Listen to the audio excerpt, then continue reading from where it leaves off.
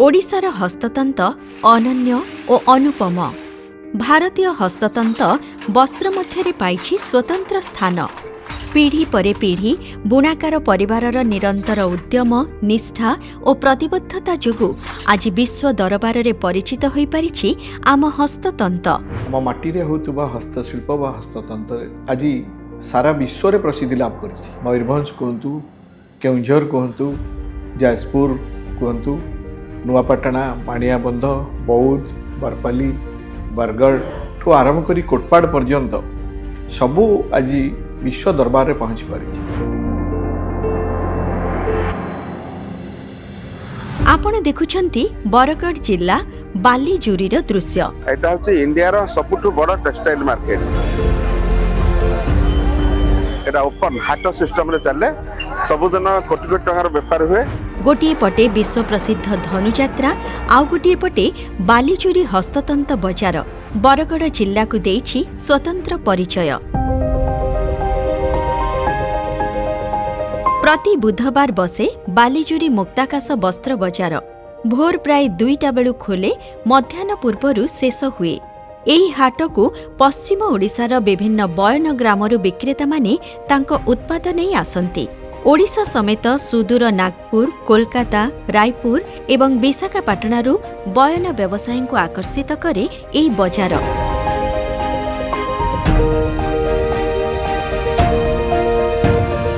ताछड़ा अनेक लोक हस्ततंत वस्त्र किनिबा पई परिवार एवं बंधुमानंक सह भी बजार बुली आसंती।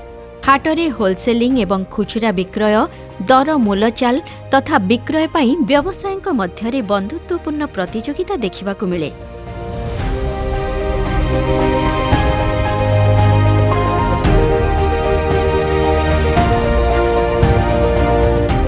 बरगढ़ बयन ग्राम बरपाली। एई गाँर पद्मश्री स्वर्गत कुंज बिहारी मेहेर हस्ततंत काम पई अनेक सम्मान रे सम्मानित होइथिले। एबे तांको पुओ श्रीजुक्त दयालु मेहेर एवं तांकर पत्नी श्रीमती स्वर्णलता मेहेर सेई परंपरा को नहीं आगकू बढ़ुचंती। सेमानंकु मध्य जातीय और अंतर्जातीय स्तर रे मिलिछि मान्यता। दयालुंकु मिलिछि संत कबीर पुरस्कार, जहाँ भारत रे बुणाकार मानक पई सर्वोच्च सम्मान। बापा लुगा बुणा बुणी गले आमे काम धाम अनेक प्रकार हमर इटा पारिवारिक ट्रेडिशन काम आमे 8-10 वर्ष हैला बेले काम आरंभ करसु। तापर आमे काम ऊपर विशेष करी आमे गुरुत्व देनु, जेन कला की आम पूर्व पुरखारु चली आसीदिला सेही काम ऊपर। गुटे कलाकार परिवार गुटे झियो आर गुटे कलाकार परिवार गुटे बहु भी है। मते पठे दिले से अफ्रीका सेटा गली हमर से इंडिया गवर्नमेंट लोक गली 22टा लेडीज जेतिले ताकर संगे मुई जेतिनी आर ताकर संगे सेनो रही करी से बुना बुनी करी सब देखाली। बरपाली एवं आखपाखर ग्रामगुड़िक प्रसिद्ध इकत बा बांध बयनर एन्तुड़ीशाल, जहाँ संबलपुरी वस्त्र भावरे अधिक परिचित। पश्चिम ओडिशार आउ एक प्रमुख जिला सुवर्णपुर। बोमकाई बयन कला पाई प्रसिद्ध एई जिला। दक्षिण ओडिशार गंजाम जिल्लार बोमकाई ग्रामरू एई स्वतंत्र बयन कला आरंभ होइथिला, किंतु परे सुवर्णपुर बयन शिल्पी माने आपणाई नै अधिक लोकप्रिय कराइछंती। आमे बेसी बोमकाई साड़ी और बांधो साड़ी करूजो, हाफ टिश्यू करूजो, फुल टिश्यू करूजो। बोमकाई साड़ी रे एटा हला जे आपण पहला डिजाइन डी देले करबे, मयूरटे करबे कि कोनोसी गछटे करबे, ताकू ग्राफ रे आगो तैयारी करबा पछि। ग्राफ रे तैयारी कलर तार कार्ड पंचिंग हेबा। कार्ड पंचिंग हला पर से कार्ड ज्ञानी करी जैकेट फिटिंग हेबा। फिटिंग हला पर सेटा बुनला बेले से जेन जेन जगह रे सूताटा टेकी हेबा, से जगह रे एक्स्ट्रा सूताटा लगा हेबा। एक्स्ट्रा सूता लगाई करी सेटाके बम बुनले सेटाके बोमके करछ। बौद्ध हस्ततंतरे समृद्ध अन्यतम जिला।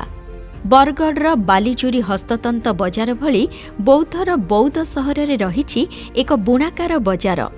प्रति रविवार एठी खोले हस्ततंतर विशाल संभार। स्थानीय संबलपुरी बांध वस्त्रर बुणाकार और व्यवसायीक मिलन स्थल ये। एहा ओडिशार द्वितीय बृहत्तम बुणाकार बजार भावे जणा जाउछि। हस्ततंत पाई कटक जिल्लार नुआपाटना एवं माणियाबंध बेस ख्याति अर्जन करिछि। घरे घरे एही अंचलर स्वतंत्र हस्ततंत वस्त्रर चाहिदा। ଏହି ଅଞ୍ଚଳର ଅନେକ ପରିବାର ହସ୍ତତନ୍ତ କାମ ସହ ନିୟୋଜିତ।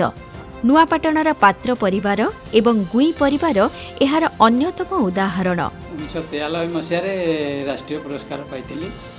ଆଉ 10 ଅବତାର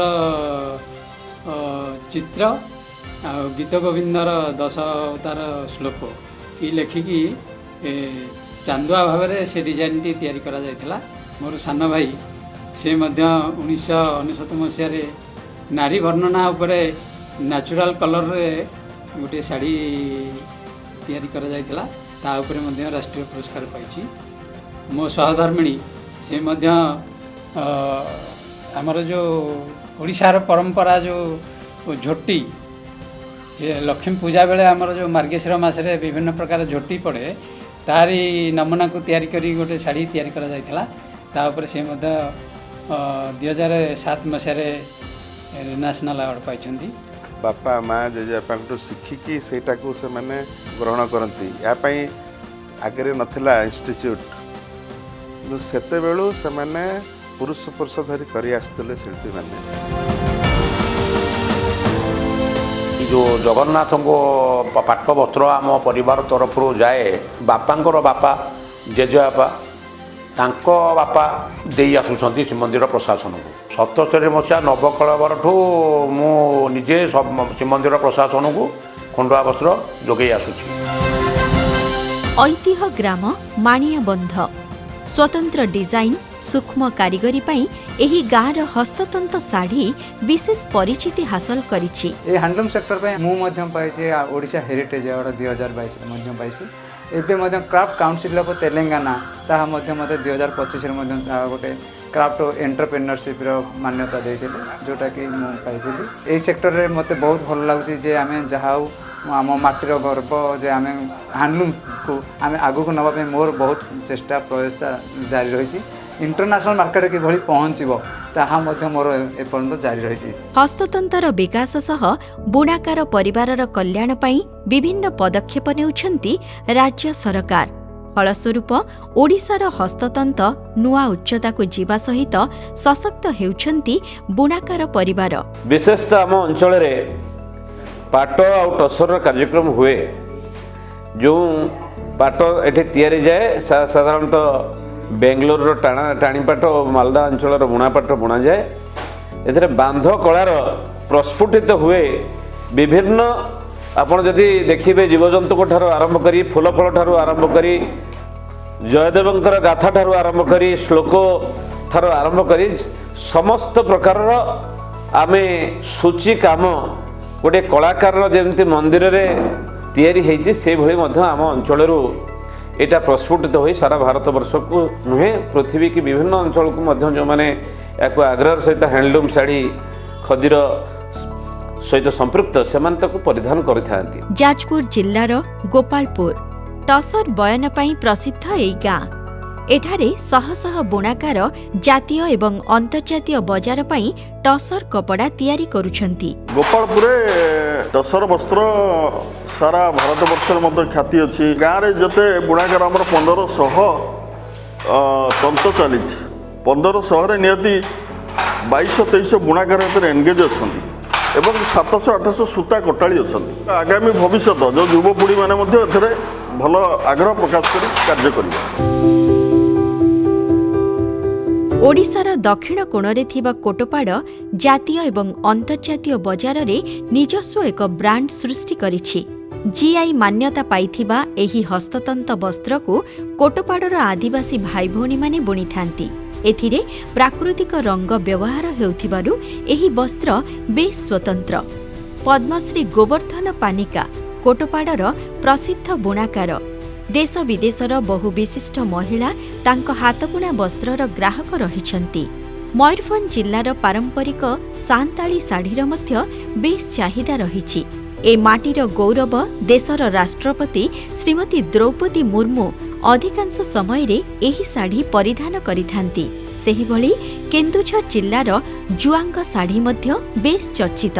ଏଇ ଯେଉଁ ବୟନ ଶିଳ୍ପ ଓଡ଼ିଶାରେ ଅଛି, ଆର ମାଧ୍ୟମରେ ଗୋଟେ ବଡ଼ ସ୍ୱପ୍ନ ଦେଖୁଛୁ ଯେ ଏହି ଶିଳ୍ପ କେମିତି ବିସ୍ତାର କରିହେବ।